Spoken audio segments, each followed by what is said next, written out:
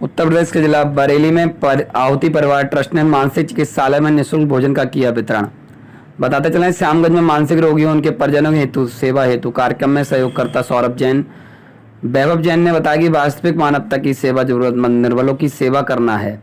सेवा का दिवस प्रतिदिन होता है। यदि आपके किसी परिजन का कोई विशेष दिवस हो, इस प्रकार पुण्य रूपी उपहार में श्रेष्ठ उपहार उन्हें नहीं दिया सकता। उनके आगे आज हमारे माता पिता हेमलता जैन की जन्म दिवस के अवसर पर डॉक्टर विधायक राघवेंद्र शर्मा ने उनके साथ मिलकर ये देखिए, जो हमारे जो कार्यकर्ता हैं, जो यहाँ पे हमारे वकील साहब हैं, वो और पूरी टीम है, ये सब लोग हर मंगलवार को जो हमारे यहाँ पे पेशेंट्स आते हैं, उनके अटेंडेंट्स होते हैं, उन लोगों के लिए भोजन का वितरण करते हैं। करीब 1-1.5 घंटे करते हैं। जितने लोग उस समय आ पाते हैं, जिनको आवश्यकता होती है, उन सब लोगों को सहायता की दृष्टि से ऐसा किया जा रहा है। और उसी वितरण समारोह में मैं आया हूँ और उनके साथ खड़ा हुआ था। मेरा नाम सौरभ जैन है। देखिए, सबसे ज़्यादा पुण्य का कार्य अगर होता है, मानवता की सेवा करना होता है। और अगर हम अपने किसी विशेष दिन पे, चाहे वो हमारे प्रियजन का विशेष दिन हो या हमारा प्रिय विशेष दिन हो, उस दिन अगर हम कोई इस तरह के पुण्य कार्य करते हैं तो ये बहुत बड़ा पुण्य का उपहार होता है। आज हमारी माता जी का जन्मदिन है, श्रीमती हेमलता जैन जी का, और इस दिन हम यहाँ पर आकर के आहार दान कर रहे हैं उन लोगों को, मानसिक रोगियों और उनके परिजनों को, जिससे कि उन लोगों को असुविधा जो होती है भोजन को लेकर, क्योंकि हमारे प्रदेश में मात्र 2 ही चिकित्सालय हैं और उन चिकित्सालयों में एक बरेली है, तो लोग बहुत दूर दूर से आते हैं। तो इस तरह के पुण्य कार्य करके जो हम लोग को संजीवनी मिलती है, जो आगामी जीवन में हमारे लिए औषधि का काम करती है।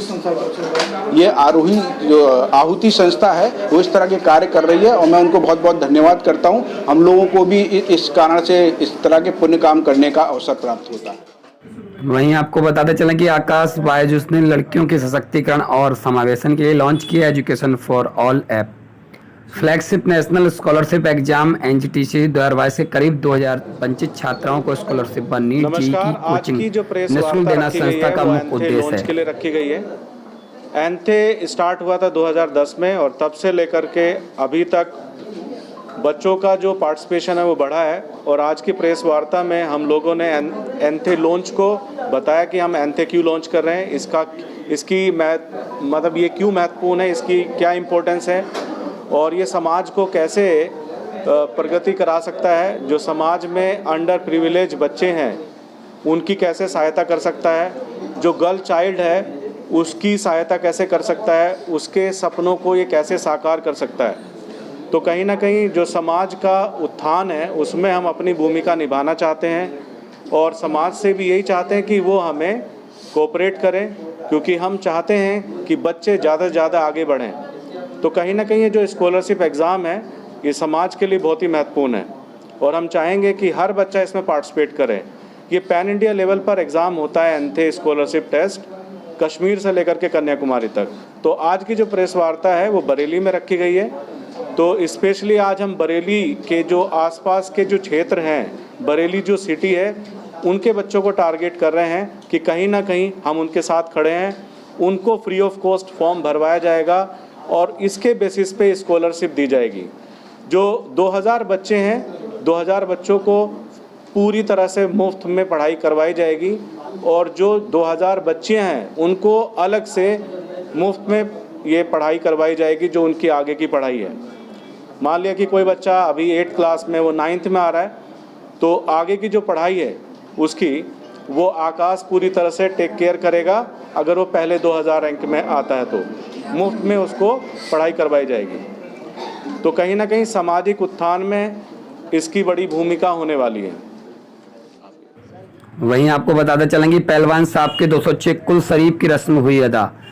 हजरत पहलवान उर्स का आगाज फर्ज की नवाज बाद कुरान ख्यानी से हुआ, फिर सुबह 1 मिनट पर कुल शरीफ की रस्म अदा की गई। मुल्क में अमन चैन भाईचारे की खास दुआ की गई, जिसकी जानकारी देते हुए सेक्रेटरी नोमान राजा खान ने बताया। आज हजरत वासिल शहीद और पहलवान साहब का 106वां सालाना उर्स था और आज उर्स का आखिरी दिन था। 11:40 पर कुल शरीफ हुआ। पिछले 4 दिन से बराबर प्रोग्राम हो रहे थे और हजरत वासिल शहीद और पहलवान साहब जंग आज़ादी के एक अजीम मुजाहिद थे और हाफिज अहमद खान साहब की फौज के सिपहसालार थे और अंग्रेज़ों से जंग करते हुए आप शहीद हुए थे और अपने वतन अजीज़ के लिए जंग लड़ी अंग्रेज़ों के खिलाफ जंग लड़ते हुए शहीद हुए। उनको यहीं दफन कर दिया गया था। जब से उनका सालाना उर्स होता चला आया है। ये इस बार 106वां उर्स था और परंपरागत रूप से आज माशाल्लाह उर्स संपन्न हो गया और इंशाल्लाह आगे भी इसी तरीके से अपनी शान और शौकत के साथ मर्द मुजाहिद जंग आज़ादी के अजीम सिपाही का जो उर्स होता है इंशाल्लाह आगे भी होता है। वहीं बरेली पहुंचे कैबिनेट मंत्री लक्ष्मी नारायण चौधरी बोले कि भारतीय जनता पार्टी यूपी में राजनीतिक रूप से कमजोर थी, तब भी निकाय चुनाव में भाजपा को हमेशा भारी बहुमत से हासिल किया। योगी जी की लोकप्रियता इतनी चरम पर है कि विश्व की सबसे बड़ी पार्टी भारतीय जनता पार्टी आज इसके अलावा कोई कार्य नहीं कर रहा है। पार्टी उत्तर प्रदेश में राजनीतिक रूप से कमज़ोर थी, तब भी नगर निकाय के चुनावों में हमेशा भारतीय जनता पार्टी ही सबसे भारी रहती थी। अब तो कहीं कोई सवाल ही नहीं, मोदी जी की योगी जी की लोकप्रियता इतनी चरम पे है। एक बात, विश्व की सबसे बड़ी पार्टी भारतीय जनता पार्टी है। इसके अलावा हमारा जो कार्यकर्ता है वो पूरे तन मन धन से इस समय पार्टी को मजबूत करने में लगा हुआ है। नगर निगम के चुनावों में जिस तरह पहले बरेली में हमने भारी बहुमत से जीत हासिल की थी, उसी तरह से भारी बहुमत से जीत अब के हासिल करें। यूपी में बाढ़ के हालात काफ़ी ख़राब है। बाढ़ की वजह से बरेली में भी कई गाँव में बाढ़ आई हुई है, क्या कहें? पूरे संसार में बाढ़ आई हुई है। जिन देशों में कभी पानी पीने को नहीं होता था उन देशों में भी बाढ़ आई हुई है। ये तो प्राकृतिक प्रकोप है।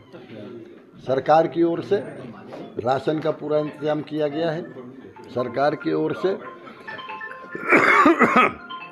जिनके मकान गिर गए हैं उनको मुख्यमंत्री आवास योजना से सबके मकान भी बनवाए जाएंगे और सर्वे कराया जा रहा है। तत्काल किसानों को सरकार की सहायता दी जाएगी और बीमा की राशि जारी की जाएगी। जो गन्ना का बकाया है लंबे टाइम हो गया पर भुगतान नहीं हो पा रहा है, किसान परेशान है, कुछ दिन बाद दोबारा प्राइस शुरू हो जाएगी। देखिए, गन्ने के भुगतान का जहाँ सवाल है, 2007 से लेकर 2012 तक 19 चीनी मिल उत्तर प्रदेश में बिकी।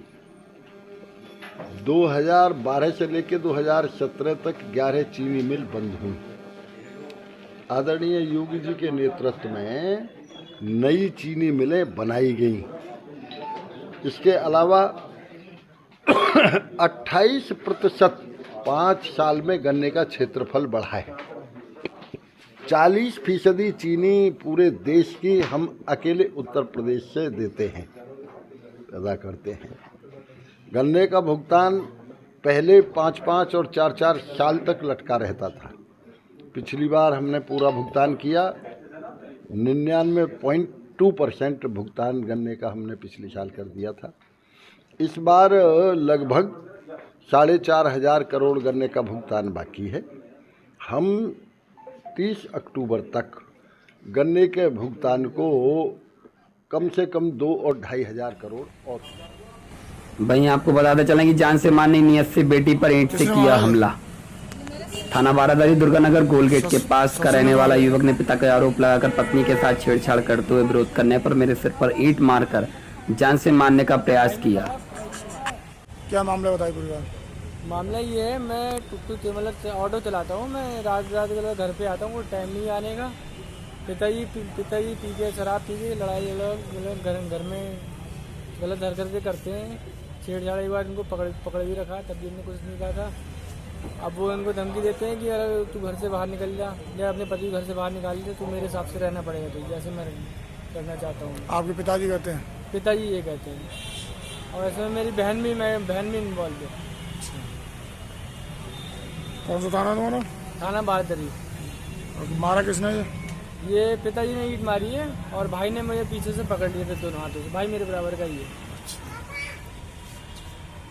कब की बात है ये? कल की बात है। दुर्घटना तो कई दिन पहले होती आई है, कल तो मारा है।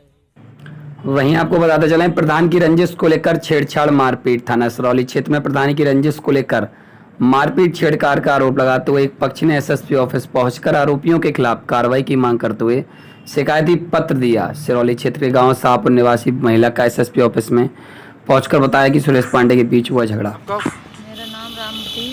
क्या मामला है जो एसएसपी ऑफिस आई है? ऐसा है, नाली का ग्राम सभा की जगह थी, उसमें भैंस बनती थी हमारी। तो जे गए ना, बोले नाले खुदवाएंगे हमसे। हमने बोले कि खुदवा लो नालो, कोई बात नहीं। फिर गांव वाले इकट्ठे हुए थे, वो बोले गलत हुआ है ये, कि हम एक वो करवाएंगे। कहाँ का मामला है ये? साहपुर का, साहपुर के प्रधान। किसने खुदवा ली नाली? गौरव पांडे ने प्रधान। कौन है गौरव पांडे? प्रधान जी। फिर क्या हुआ था, पूरी बात बताओ। फिर यह हुआ तो उन्होंने नाला खुदवा लिया। अगले चल कर फिर दूसरे दिन आकर उसका बाप आया था।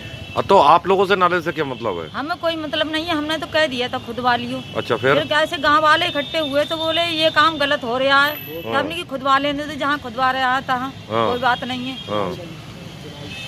चुनाई के वोट के से की पुरानी रंजिश मानना, वो चुनावी रंजिश। हाँ। अच्छा। तुमने वोट नहीं दिया था, वो घर पे आया था। लौड़िया बिटिया की, बहन महतारी की, सब तरह की गालियाँ दी थी उनने। गंदी गंदी गाली दी। गंदी और मारा पीटा उनने। बेइज्जती करी थी। इसकी शिकायत आपने संबंधित चौकी थाने करी थी? हाँ, करी थी। कहाँ का मामला है ये? थाना सिरौली। प्रधान भी वहीं गए ये?